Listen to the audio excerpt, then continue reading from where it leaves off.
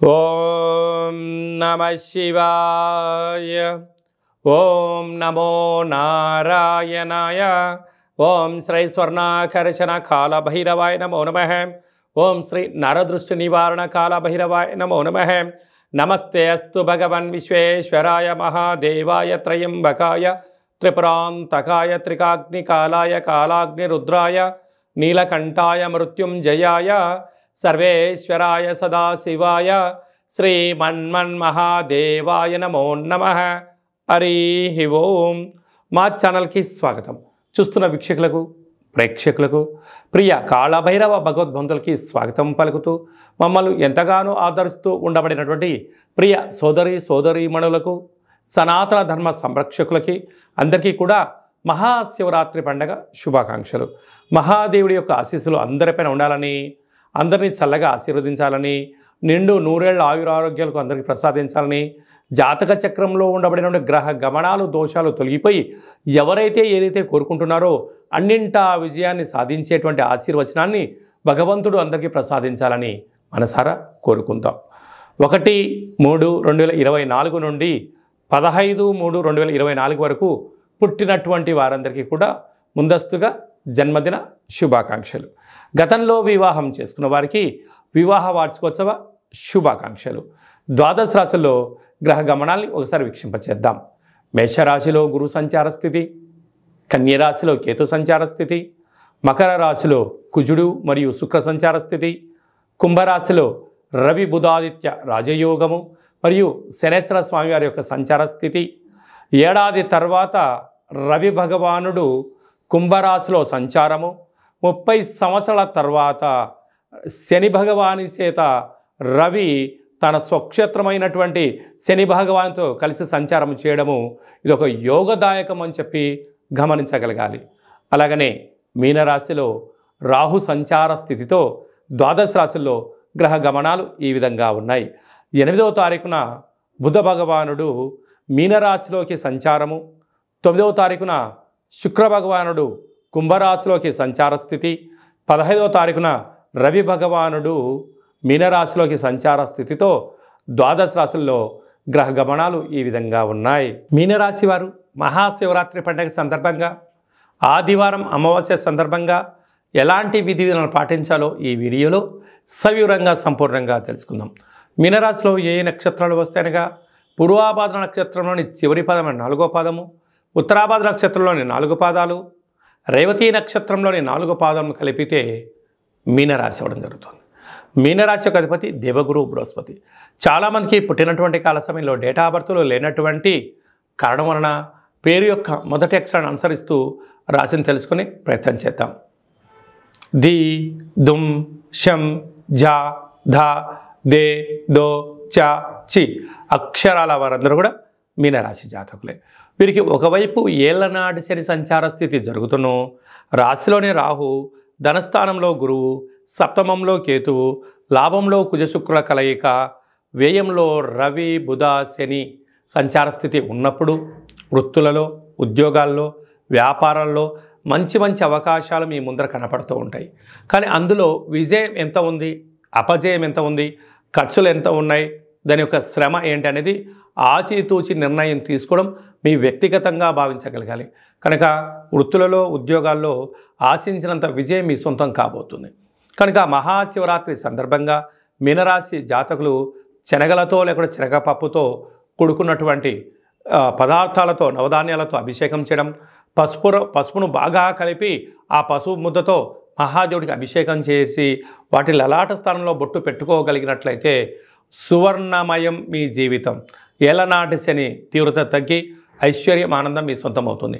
ఆదివారం అమావాస్య సందర్భంగా తెల్లజిల్లేడు వృక్షం దగ్గర పూజ, ఇంట్లో కూష్మాండ దీపము, కాళభైరవ హోమంలో పాల్గొనడం వలన మీకు మృత్యు, అపమృత్యు, ఆటంక దోషాలు, శత్రు ప్రభావాలు తొలగిపోతాయని చెప్పి గమనించాలి.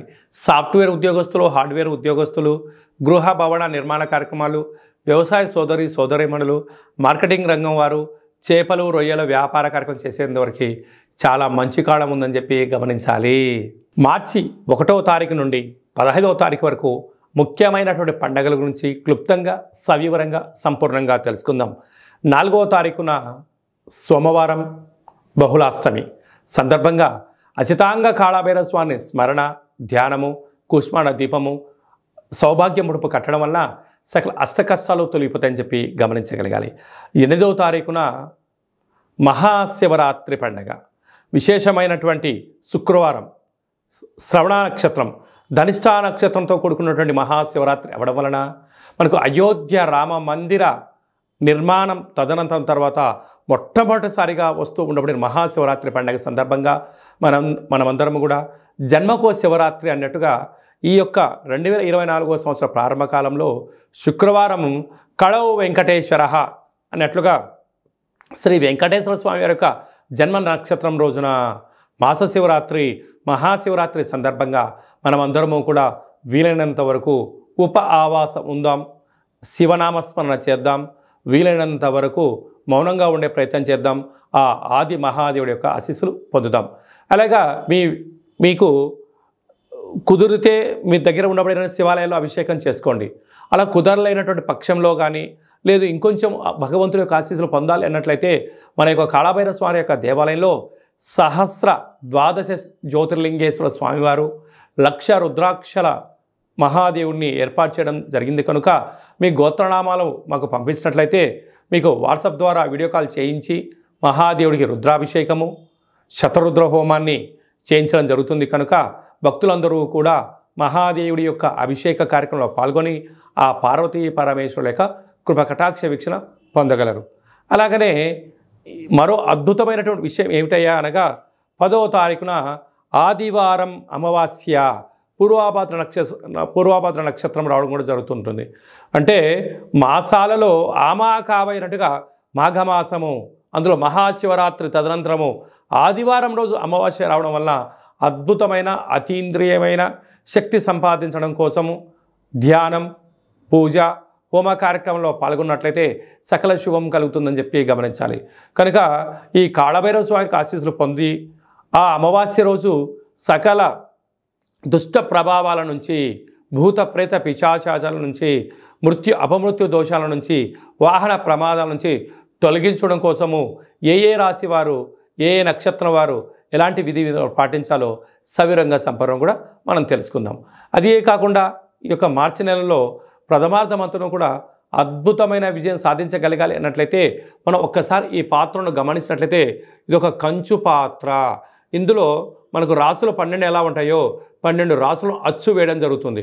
కనుక ఈ యొక్క పాత్రను మన యొక్క పూజా మంత్రంలో ప్రతిరోజు పూజ చేసిన తదనంతరము మనసులో ఒక్కొక్క నెలలో ఒక్కొక్క కాళభైరవ స్వామి ఉంటారు కనుక ఈ యొక్క మాఘమాసంలో అచితాంగ కాళభైరవ స్వామిని స్మరించాలి కనుక స్వామికి ఆశీస్సులు ఎలా పొందాలో తెలుసుకుందాం.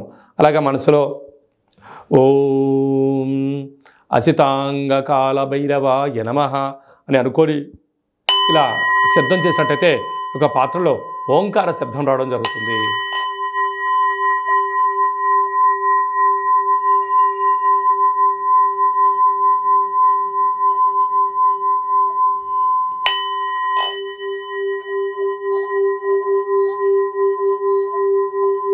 ఈ శబ్ద తరంగాల ద్వారా గృహంలో మనకు ఉండబడినటువంటి దరిద్ర దేవత బయటికి వెళ్ళిపోయి బయట ఉండబడినటువంటి లక్ష్మీమాత మన గృహానికి వస్తుందని చెప్పి కూడా గమనించగలగాలి. కనుక ఒక కాళభైరవ హోమాన్ని, కాళభైరవ స్వామి యొక్క పిరమిడ్ని, ఈ యొక్క అక్షయపాత్రని, డాలర్ని, కంకణాన్ని, మీకు కాలికి చేయి కట్టుకునేటువంటి సౌభాగ్యమైనటువంటి రక్షణ కవచాన్ని కూడా ఏర్పాటు చేయడం జరుగుతుంది. ఆసక్తి గలవారు ఈ కింది నెంబర్ని సంప్రదించి అక్షయ పాత్రను సొంతం చేసుకుందాం, అష్ట కష్టాలకు దూరంగా ఉందాం, అష్టైశ్వర్యానికి స్వాగతం పలుకుతామని చెప్పి గమనించాలి. అలాగే మీ యొక్క వ్యక్తిగత జాతకం తెలుసుకోవాలనుకుంటున్నారా? మీరు పుట్టినటువంటి తేదీ, నెల, సంవత్సరం, సమయం, మీరు పేరు, మీరు ఏ వృత్తి చేస్తున్నారో రాసి మీరు వాట్సాప్ పంపించగలిగినట్లయితే సంపూర్ణమైనటువంటి 100 సంవత్సరాల జాతకాన్ని రాసి పంపించి పుట్టినప్పుడు గ్రహ గమనాలు ఎలా ఉన్నాయి, ప్రస్తుతం ఎలా ఉన్నాయి, రాబోయే కాలం ఎలా ఉండబోతున్నాయో సవివరంగా సంపూర్ణంగా కూడా మీకు తెలియజేయడం జరుగుతుంది. చాలామందికి డేటా ఆఫ్ బర్త్లో లేనటువంటి వారికి మీ పేరు యొక్క మొదటి అక్షరాన్ని అనుసరిస్తూ కాళభైరవ ఉపాసన చేత, రమణ శాస్త్రం ద్వారా, గవ్వల ద్వారా మీకు జ్యోతిష్యం తెలియజేస్తూ భూత భవిష్యత్ ఉత్తమాలను కూడా తెలియజేయడం జరుగుతుంది. కనుక మీ వ్యక్తిగత జాతకం తెలుసుకోవాలనుకుంటున్నట్లయితే ఈ కింది నెంబర్ సంప్రదించి అపాయింట్మెంట్ తీసుకొని సంప్రదించగలరు. అలాగా మీ అబ్బాయికి కానీ అమ్మాయికి కానీ ఎంత వివాహ ప్రయత్నం చేసినా వివాహం అవ్వడం లేదా, జాతకంలో ఎలాంటి దోషాలు ఉన్నాయి, వచ్చేటువంటి అమ్మాయి యొక్క కానీ అబ్బాయి యొక్క జాతకంలో ఎలాంటి యోగాలు ఉన్నాయో వివాహ పొంతన మన యొక్క దేవాలయంలో అద్భుతంగా చూడడం కూడా జరుగుతుంది. గతంలో వివాహం చేసుకున్నటువంటి దంపతులు తరచూ గొడవపడడం కానీ, పోలీస్ స్టేషన్లో గొడవలకు వెళ్తున్నట్లయితే మీ పేరులో స్వల్పమైన మార్పు చేత మిమ్మల్ని ఆ పార్వతీ పరమేశ్వరులు ఎలా కలిసి ఉంటారో మీరు అలా కలిసి ఉండడానికి ఆధ్యాత్మిక సలహాలు సూచనలు కూడా ఇవ్వడం జరుగుతుంది.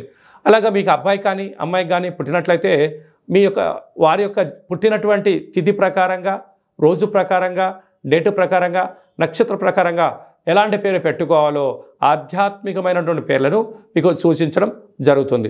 అదే కాకుండా చాలామందికి కాళభైరవ మంత్ర ఉపదేశం ఎలా తీసుకోవాలి, కాళభైరవ సాధన ఎలా చేయాలి, కాళభైరవ స్వామి ఆశీస్సులు ఎలా పొందాలో అని అనుకుంటుంటారు. వారందరికీ కూడా మన యొక్క దేవాలయంలో మంత్రోపదేశం, జపము, తర్పణం, హోమ కార్యక్రమాన్ని ఎలా చేసుకోవాలో తెలియజేస్తూ ఆధ్యాత్మిక సలహాలు సూచనలు మీకు ఇవ్వడం జరుగుతుంది.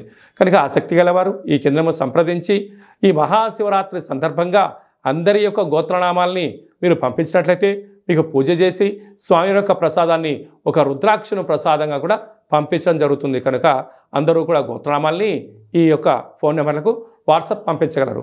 అందరిపైన మహాదేవుడి యొక్క ఆశీర్వాదాలు ఉండాలని కోరుకుంటూ ఆశీర్వచనం.